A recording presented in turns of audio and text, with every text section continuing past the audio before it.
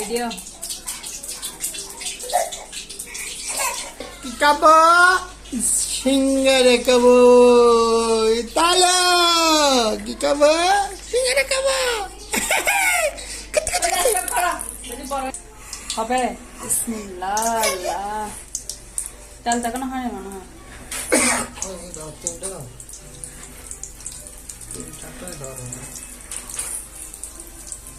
আমার খোলা যাবে বলে ভয় লাগতেছে যদি খোলা যায় দেবো না একটা দিই